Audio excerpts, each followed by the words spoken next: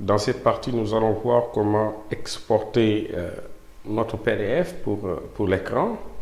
Ça signifie pour tout ce qui est, bien sûr, sur les tablettes, nos téléphones, sur nos ordinateurs.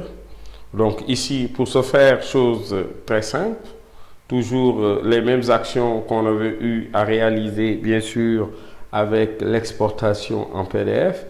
On est là sur notre document fin prêt. On va aller dans Fichier, Exporter, Mise en page, PDF. Cette fois-ci, je vais me rendre ici dans Magazine et cette fois-ci, je vais mettre Écran pour différencier les deux.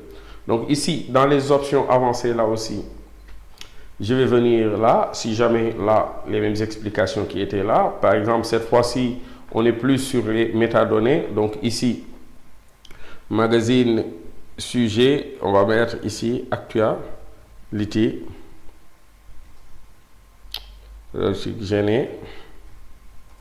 Général, donc là, auteur, ici je vais abréger. Les mots-clés, on peut avoir la politique, voilà, virgule, virgule, on peut avoir la santé, vous avez compris, ainsi de suite. Donc ici sur les hyperliens, sur un document pour l'impression, je n'ai pas besoin de les cocher, mais ici cette fois-ci, je vais cocher pour exporter mes liens pour que sur le sommaire, que la personne puisse cliquer et qu'il puisse se rendre directement dans la page indiquée. Donc ici, j'utiliserai, ici je n'ai que deux types de listes.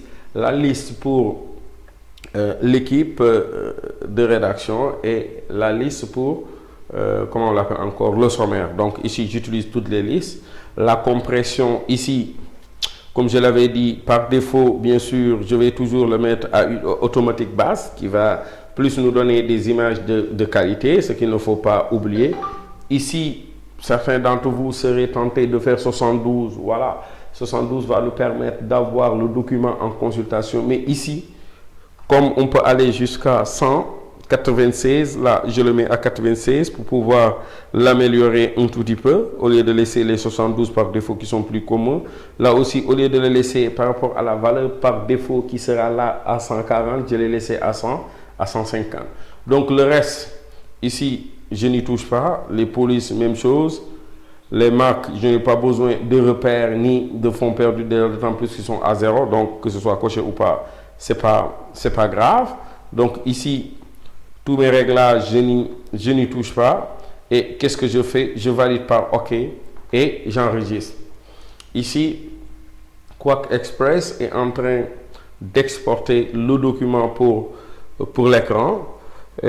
Normalement, ici, si on va comparer tout à l'heure les deux, on verra que l'export pour l'impression devra être plus lourd et l'export pour l'écran plus léger, parce que d'autant plus qu'il va devoir s'afficher sur l'écran le temps que ça finisse l'exportation. Donc normalement, on va aller directement maintenant dans notre PDF. Déjà ici, on voit la différence de taille. Ici, on est à 13 141 kilooctets pour l'impression, alors que pour l'écran, avec le même document ici qu'on a quand même eu à booster, pour l'écran, ce qui nous fait 2579. Donc, on va devoir ici aussi l'ouvrir pour constater là aussi que on a quand même,